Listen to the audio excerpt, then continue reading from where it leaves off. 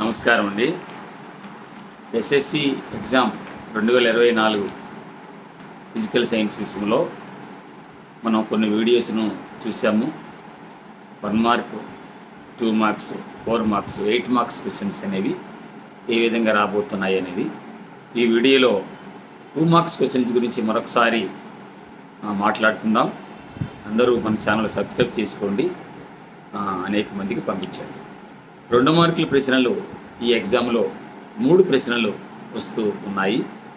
అయితే ఈ 3 కూడా 2 భౌతిక శాస్త్రము ఫిజికల్ సైన్స్లో ఫిజిక్స్ నుండి, అలాగే ఒక ప్రశ్న కెమిస్ట్రీ నుండి వచ్చే అవకాశము ఎక్కువగా ఉంది.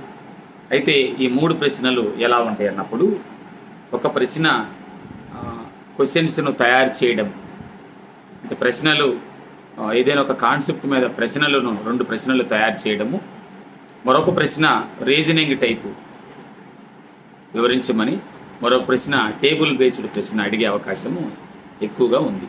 ఈ 3 రకాల ప్రశ్నలలో మరి ఎక్కడి నుండి వస్తాయన్నప్పుడు, భౌతిక శాస్త్రంలో మనకు ఉన్నది 3 లెసన్సేనండి.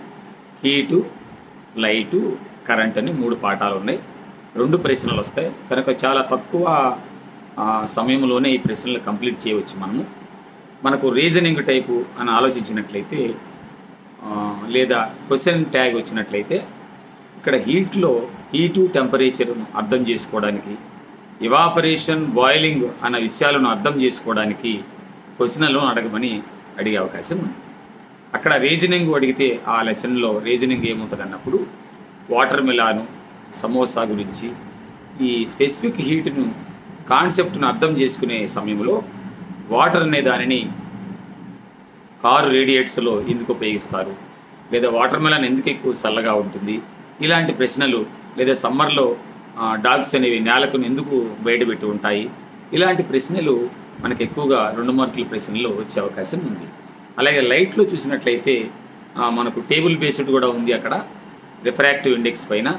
అలాగే రిఫ్రాక్టివ్ ఇండెక్స్ ఆధారంగా లైట్ వెలాసిటీ గురించి మాట్లాడే అవకాశం ఉంది. అంటే కొన్ని మెటీరియల్స్ నుంచి లైట్ వెలాసిటీ ఎవరిలో ఎక్కువ ఉంటుంది, ఎవరిలో తక్కువ ఉంటుంది, రిఫ్రాక్షన్ ఎవరిలో ఎక్కువ జరుగుతుంది, ఎవరిలో తక్కువ జరుగుతుంది అన్న విషయాలను అడగవచ్చు. అక్కడ మనం రీజనింగ్ చూస్తే total internal reflection of light అనే కాన్సెప్ట్ ఉంది. కాబట్టి ఎండమాములు ఏర్పడడానికి, మిరైజెస్ ఏర్పడడానికి కారణం ఏంటని ఒక ప్రశ్న. ఆప్టికల్ ఫైబర్స్లో లైట్ ఎలా ట్రావెల్ అవుతుంది, డైమండ్ ఎక్కువగా ఎందుకు మెరుస్తుంది అనేది, లేదా ఏదైనా ఒక ఆబ్జెక్ట్ను ఒక మీడియంలో, అంటే వాటరు, కిరోసిన్లో ఉంచినప్పుడు దానిలో ఫోకల్ లెంత్ ఎలా చేంజ్ అవుతుంది అన్న విషయాలను అడగవచ్చు.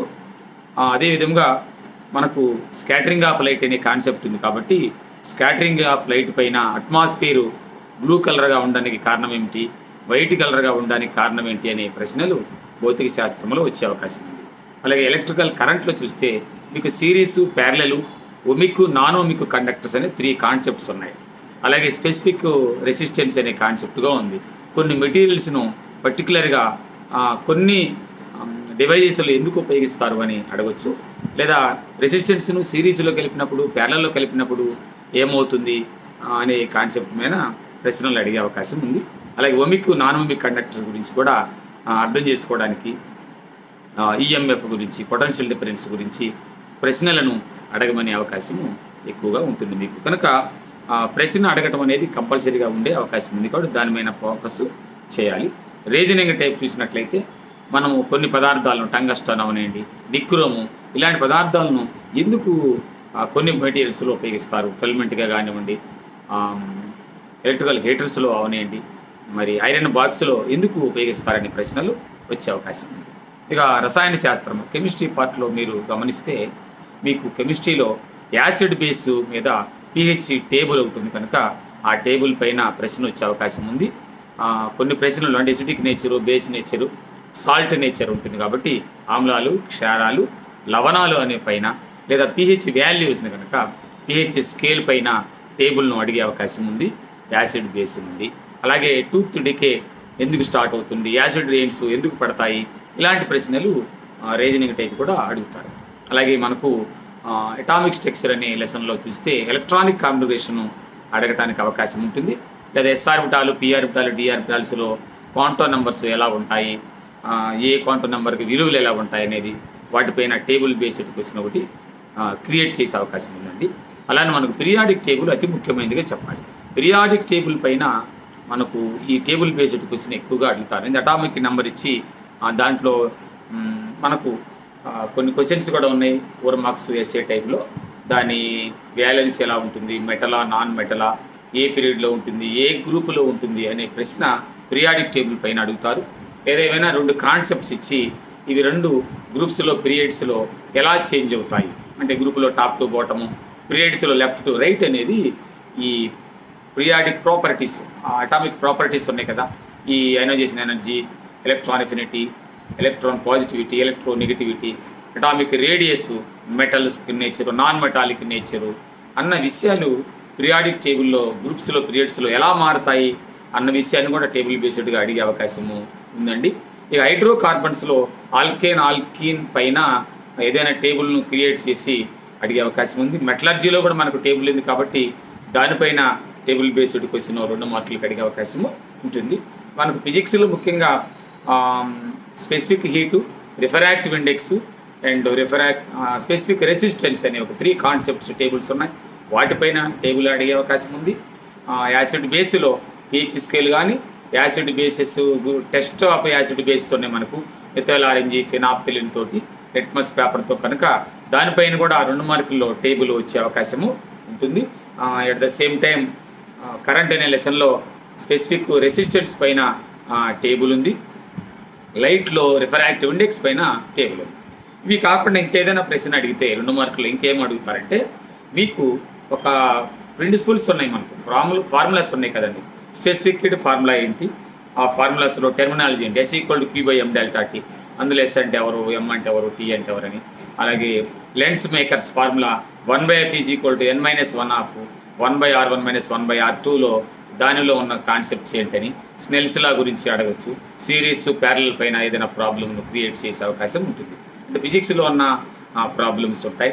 అలాగే కెమిస్ట్రీలో మనకు ప్లాస్టర్ ఆఫ్ ప్యారిస్ పైన రీజనింగ్ క్వశ్చన్ అడిగే అవకాశం ఉంది. ఎందుకు ప్లాస్టర్ ఆఫ్ ప్యారిస్ను ఉపయోగిస్తారు కట్లు వేయడానికి అనేది. కనుక ఇలా చాలా ఈజీగా అంటే చాలా తక్కువ టైంలోనే మీకు తక్కువ కాన్సెప్ట్స్ ఉన్నాయి 2 మార్కుల ప్రశ్నలు కనుక. అల్యూమినియం థర్మేట్ ప్రాసెస్ ఒకటి కూడా 2 మార్క్స్లోనే అడిగే అవకాశం ఉంది. ఎలక్ట్రిక్ షాక్ గురించి అడిగే అవకాశం ఉంటుంది. కాబట్టి ఇవి రీజనింగ్ టైప్లో టేబుల్ బేస్డ్ ఉంటుంది. క్వశ్చన్స్ ఫామ్ చేయటం అనేది ఉంటుంది. మనం ఇప్పుడు చెప్పుకున్న ఎవాపరేషన్, బాయిలింగ్ అవనండి, కాన్వెక్స్ కాన్కేవ్ లెన్స్ పైన లేదా మయోపియా హైపర్మెట్రోపియాను కరెక్షన్ చేయడం కోసం ఏదైనా సిరీస్ ప్యారలల్ పైన. సో ఆ విషయాలను కాన్సెప్ట్ మనం అర్థం చేసుకోవడానికి క్వశ్చన్స్ను తయారు చేయమనే అవకాశం ఉంది. అలాగే ఆబోస్లా, పోలీసులా, ఉండ్స్లా కూడా 2 మార్కుల ప్రశ్నలు అడిగే అవకాశము ఉంటుంది.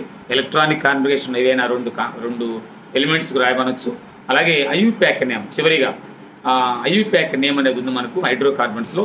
కాబట్టి ఏవైనా 2 ఫార్ములాస్ ఇచ్చి స్ట్రక్చర్ ఏమంటాము, స్ట్రక్చర్ ఇచ్చి ఐయుప్యాక్ నేమ్ రాయమనే అవకాశము ఉంటుంది 2 మార్కుల ప్రశ్నలు. కనుక చాలా తక్కువ టైంలో 2 మార్క్స్ ప్రశ్నస్ మీరు కంప్లీట్ చేయొచ్చు.